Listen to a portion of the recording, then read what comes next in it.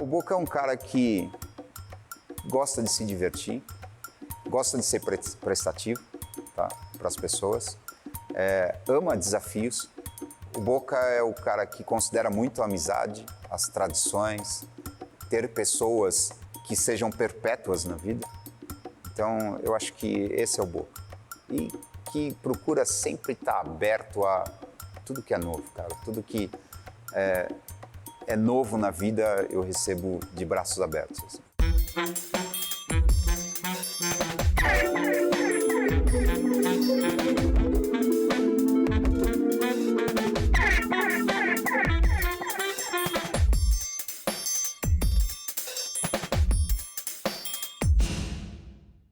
Tá, a minha trajetória começou numa época em que eu era publicitário. Num determinado dia da propaganda, da publicidade, eu resolvi não fazer mais publicidade. Eu não estava mais feliz dentro daquela área. Eu sempre fui um cara que precisou muito de ação, com mais, onde eu tivesse que pensar mais. Na época de propaganda, eu já fazia esportes de aventura. Isso com os meus 16, 17 anos. Mas eu não tinha a mínima ideia. Eu falei, cara, como que eu vou ganhar dinheiro levando pessoas para fazer uma caverna ou descer uma cachoeira? Isso para mim era diversão, isso não se cobraria. E a vida tinha outros caminhos. Logo que eu saí de agência de publicidade, apareceu uma empresa, uma multinacional, e me ofereceu um trabalho em teatro. Eu teria que jogar o Paulo Goulart Filho de 20 metros de altura, de ponta cabeça, e ele teria que parar a 10 centímetros do chão. Comecei a trabalhar com eles, projetei um sistema para esse tipo de trabalho, e daí nunca mais parei. Trabalhei com eles 4 anos, desenvolvendo sistemas de altura. No meio desses 4 anos, descobri o trabalho de altura e falei, tá, é isso que eu vou fazer, só que eu preciso me especializar. Eu já trabalhei com o Circo dos Sonhos há bastante tempo, trabalho com eles, com os artistas do Circo dos Sonhos, inclusive essa primeira peça que eu fiz com 2 artistas, 3 artistas do Circo dos Sonhos. Eu trabalhei já com o Stankovic, já trabalhei com o Tiani, o Solé. O circo em si, a lona, é difícil eles me chamarem. Eu trabalho muito com os artistas indiretamente, quando eles estão trabalhando fora da lona. Então, por exemplo, eu trabalho com o Universo Cazzu, que não tem uma lona própria. Eles trabalham em ginásio, teatro, e aí sim eu saio muito para fora de São Paulo, do Brasil, até América Latina. A gente faz muita coisa para fora nesse sentido. Quando eu comecei a trabalhar em circo, eu fui para montar os equipamentos que eles costumam trabalhar, que são os tecidos acrobáticos, lira, trapézios. Na lona, eles trabalham muito com os motores. E não é todo lugar que, quando a gente vai fazer uma apresentação num ginásio ou fora, até mesmo fora do país, que você consegue levar um motor. Porque eles trabalham com uma produção reduzida. E um motor, às vezes, pesa 40, 50 quilos. E não é viável você transportar isso num avião.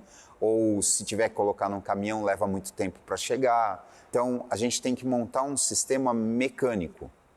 E aí sim eles me chamam. E aí eu vou montar esse sistema para eles.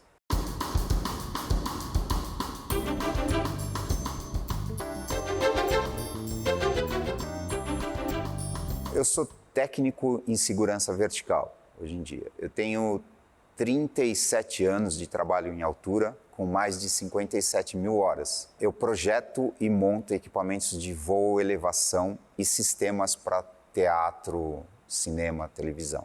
Eu sou aquele técnico que leva tudo na ponta do lápis.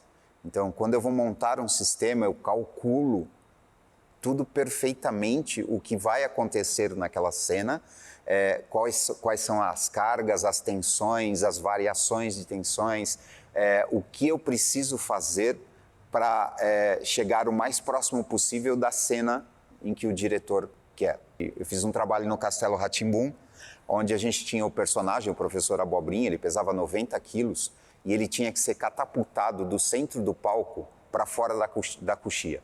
E essa cena tinha que parecer que realmente ele tinha que ser ele fosse jogado de dentro do palco para fora da coxia. Então a gente trabalha com um contrapeso humano. Embaixo tem mais 2 técnicos que vão puxar esse outro técnico ali. Então o ator pesava 90 quilos, o técnico 85. O técnico saltava de cima de uma plataforma. Os outros técnicos embaixo puxavam a corda, ele descia muito rápido. Ao mesmo tempo, o ator era catapultado do centro do palco e ele pendulava para a lateral. Quando esse ator estava na metade do caminho, o técnico tinha que bater o pé no chão e subir de novo. Então, o ator na metade do caminho, o técnico estava no chão, ele saltava, esse técnico subia para o ponto onde ele tinha saltado novamente e o ator descia dentro da coxia. É um sincronismo muito grande.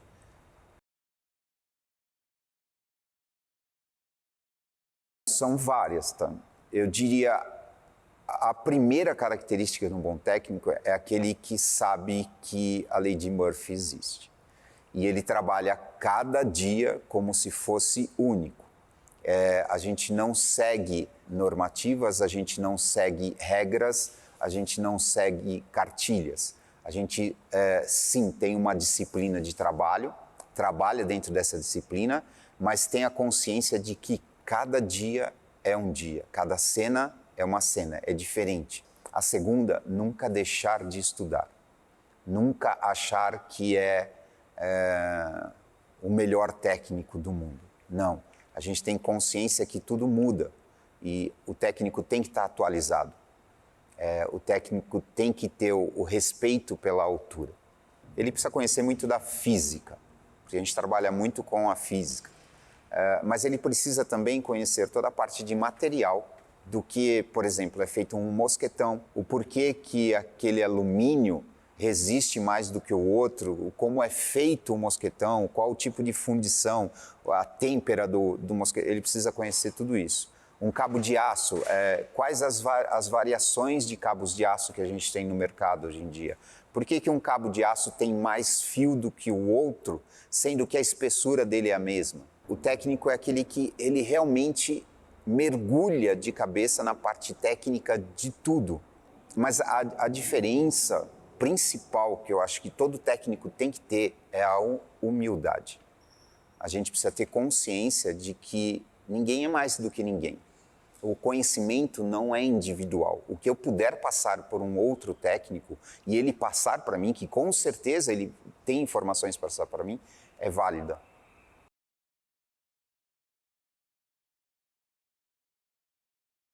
Bom, isso é o que mais pesa na minha vida, sim. Eu ergo pessoas, adultos e crianças também. E a frase que eu mais escuto é: Boca, posso ir? Tá seguro? E nesse momento você olhar para a pessoa e falar: vai lá, tá tudo certinho, pode fazer o que você tem que fazer. É uma responsabilidade muito grande, porque a partir desse momento aquela pessoa deixa de se preocupar com o meu trabalho e com a segurança da vida dela para fazer o trabalho dela. É um momento de muita responsabilidade e é justamente por isso em que eu tento me dedicar todos os dias a estar indo atrás de informação, a tentar entender se eu estou atualizado, se o que eu estou fazendo é correto ou não.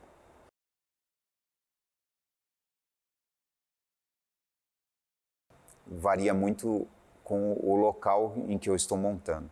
Às vezes eu chego num lugar onde você tem toda a estrutura preparada para a montagem daquele sistema. E às vezes não. Às vezes você tem que ir no improviso, calculado, mas no improviso, para que o resultado final seja igual a um lugar onde eu tenha toda a estrutura. Na parte humana, é a ansiedade do artista. Porque o técnico ele está lá para fazer o que ele tem que fazer. Ele já pensou como tudo aquilo vai acontecer. E o artista não. E muitas vezes o artista acaba dificultando a parte técnica por esse motivo. Mas a gente tem a solução dos ensaios. Então se pega para ensaiar a parte artística diversas vezes até que esse artista perca essa ansiedade e fala: ah, tá bom, agora já entendi como tudo funciona e vou fazer essa cena.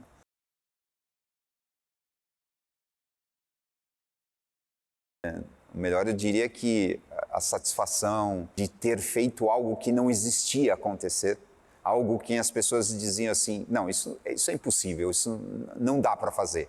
E aí você vai e faz. Então, o desafio da profissão, de cada momento, desde o momento que você senta na frente do computador para calcular as coisas, para imaginar como você vai fazer, até o momento final, isso é muito incrível, é muito mágico. E a parte que eu diria que não é tão gratificante, cara, não tem.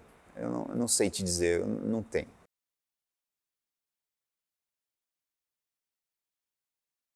O aprendizado no início, na área esportiva, foi muito de contato com as pessoas que já praticavam. Então, olha, isso tem que ser assim, isso tem que ser assim, isso tem que ser assim.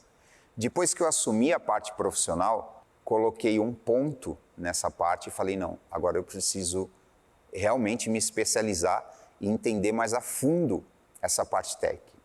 Então, eu comecei, acho que por onde todo mundo começa, fazendo os cursos de NR35, percebi que o meu conhecimento já era maior do que o que eles estavam oferecendo nesse curso e parti a procurar outros cursos mais específicos e principalmente fabricantes de equipamento.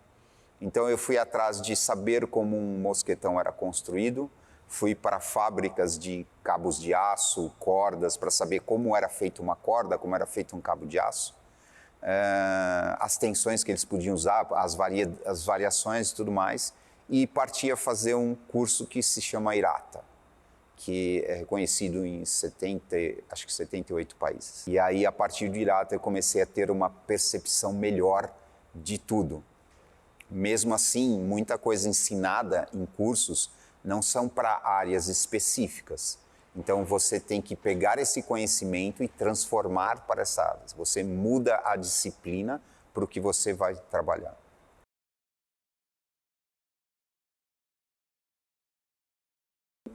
O técnico ter humildade na vida, nessa parte de trabalho em altura. A altura é como se a gente criasse um leão desde pequenininho. Depois de grande, se você achar que ele é seu bichinho de estimação, ele vai te comer.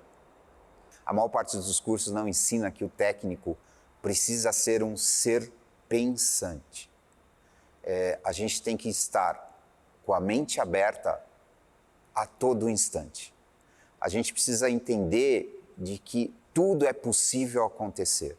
Não existe, não, mas isso não vai acontecer. Tudo na vida é possível acontecer. A partir do momento que a gente tem uma brecha, pode acontecer. A minha rotina é bem variada. Eu tento sempre estar nos espetáculos que eu monto, ou pelo menos passar por lá. Quando eu não estou, eu trabalho com técnicos de minha confiança, que normalmente seguem a mesma disciplina de trabalho que eu sigo. E se não seguem, eles passam nesse espetáculo a seguir. Então eu instruo os técnicos a seguir aquela disciplina. Olha, se você chegando no teatro ou no circo ou no que quer que seja, a primeira coisa que você tem que fazer é isso. Eu transito de espetáculos para espetáculos. E nem sempre, infelizmente, eu gostaria de fazer todos, mas nem sempre eu consigo estar em 2, 3 ao mesmo tempo. A gente tem muito espetáculos encavalados. Então eu deixo um técnico de minha confiança e seguindo as disciplinas de trabalho que eu tenho para operar aquele equipamento, mas normalmente sou eu quem vai montar toda essa parte de equipamento. O ensinar é uma coisa muito louca, né? Porque cada indivíduo é indivíduo e nem sempre o que eu disse para você aqui agora é compreendido da mesma forma pela segunda pessoa. Primeiro de tudo, você tem que entender qual é o conhecimento e a forma de cada técnico ou cada aluno, a forma com que ele pensa, ou a forma, como ele enxerga aquilo. Então, antes de a gente começar a ensinar sobre a parte técnica, a gente precisa limpar a mente de todos eles. Então, tudo que eles já conhecem dentro da área vertical, a gente vai fazer uma limpeza, vamos tirar, para que o entendimento seja numa linha só. Então, acho que eu diria para você que, para começar a ensinar os técnicos, primeiro a gente faz uma limpeza do conhecimento que eles já têm. E aí sim começamos a introduzir a parte de conhecimento. Uma vez eu escutei de um bom diretor que o bom artista é aquele que tem o conhecimento total da parte técnica. Então ele sabe atuar, mas conhece a parte técnica. E eu diria a mesma coisa da parte técnica. O bom técnico é aquele que também conhece as necessidades da parte artística. Então, a gente trabalha em conjunto. Se o ator erra, o técnico erra. Se o técnico erra, o ator erra.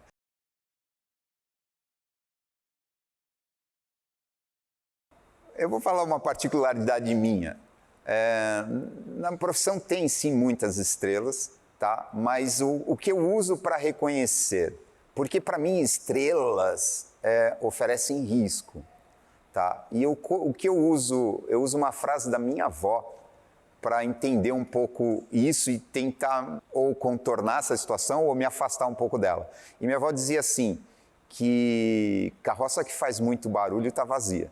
Sempre que eu encontro uma pessoa que fala muito e mistura muita informação, eu sempre mantenho um pé atrás, porque nem sempre é aquela realidade, entendeu?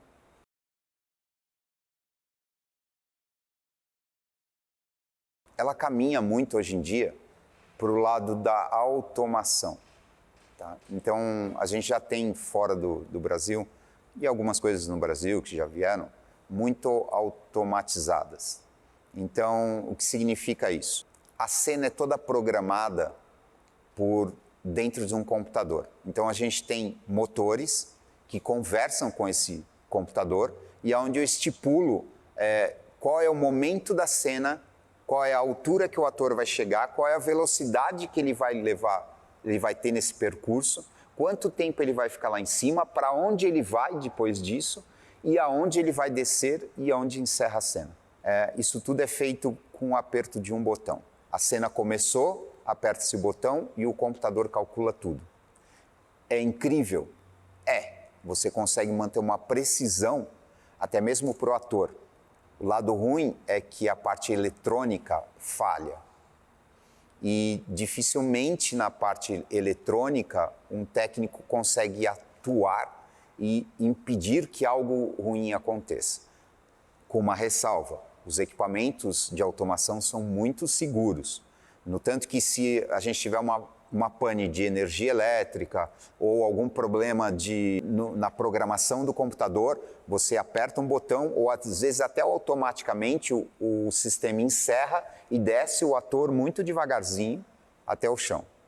Então, é seguro o sistema de automação. Só que existem brechas, porque a gente está misturando o eletrônico com a parte humana. Mas a tendência do mercado é ir para o eletrônico. Então, os técnicos têm que estar procurando esse caminho. Eu me questiono isso há algum tempo. Eu tenho 54 anos já e eu sei que, apesar de pensar isso aos meus 25, mas eu sei que eu não vou poder subir em estrutura ou não vou poder trabalhar a parte física a minha vida inteira. Mas o que eu espero é que eu possa passar toda essa parte de conhecimento para alunos, enfim, como consultoria, como ter técnicos fazendo o que eu não consigo fazer.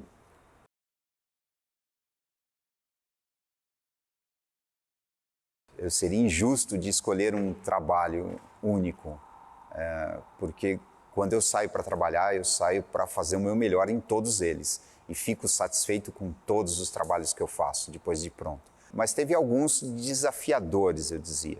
E como eu gosto muito de desafio, então eu julgaria que esses são trabalhos que eu me superei. Eu tive 2 meses de apresentação com o Bob Wilson. Eu fiz a Velha e fiz o Garrincha. Em todas as duas, eu pendurei tanto o Baryshnikovs como o Bob Wilson. E eu tive 7 cenas montadas por mim de aéreo. onde tinham a cena do avião quebrando, das gaiolas.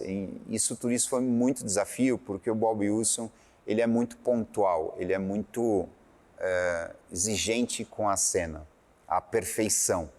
Então, em uma das cenas, as cenas das gaiolas que eu montava, eram 32 gaiolas, onde elas precisariam ter regulagem de inclinação, tanto para frente quanto para trás. Elas precisariam estar a uma altura, em alturas diferentes do solo, do palco, em relação à gaiola. Então, cada uma delas tinha uma altura milimétrica, tá? E todas essas gaiolas tinham que ter regulagens à mão, porque essas mudanças às vezes eram feitas em segundos. Ele dizia da plateia, eu quero que a gaiola número 3 suba 1,5 centímetro. E você tinha que mudar isso em segundos. Então, eu utilizei quase 1.000 quilômetros de fio para pendurar essas gaiolas. Então, mexer em tudo isso é muito complicado. E criar esse sistema para que ele diga, preciso mudar a gaiola 1, 2 e 3, 1 centímetro, 1,2 centímetros, aquela 2,2, e você mudar isso em 30 segundos. Então, isso foi realmente um desafio.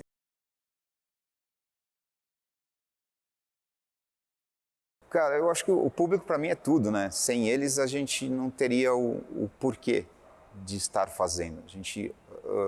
Para você ter ideia, às vezes eu monto equipamentos que levam 2 dias, 3 dias para ser montado e são usados durante 1 minuto. Não importa, é uma cena de 30 segundos, mas nessa cena de 30 segundos a gente encantou centenas, às vezes dezenas de pessoas, entendeu? Então, centenas, enfim.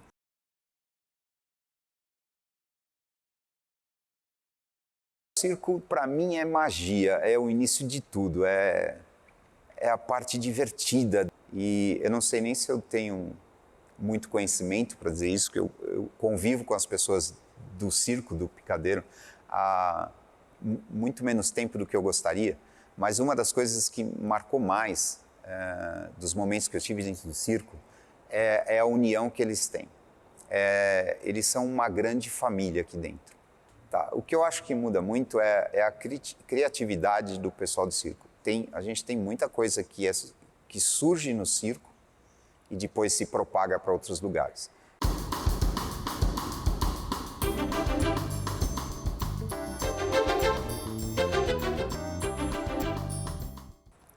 Eu penso muito no trabalho.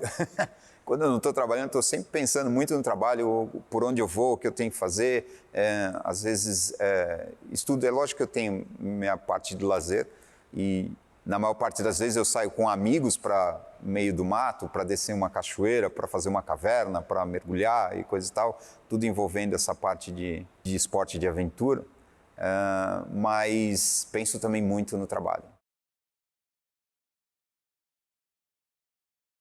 Como técnico vertical, o que eu tive de acréscimo na minha vida, uma das coisas principais é entender que nada é impossível. As limitações que a gente tem da vida são criadas por nós mesmos.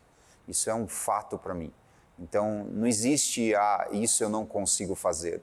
Todo mundo pode fazer qualquer coisa, desde que ele sinta essa necessidade e queira realmente. Eu costumo dizer que medo rouba sonhos. Isso é a mais pura verdade. Então, se você tem vontade, não tem que perder o medo, mas não deixa ele te controlar. Entenda como você faz para controlar esse medo. Eu faço o que eu amo, então não sei dizer, eu nunca me permitiu ter isso ou não me deu a possibilidade de fazer isso.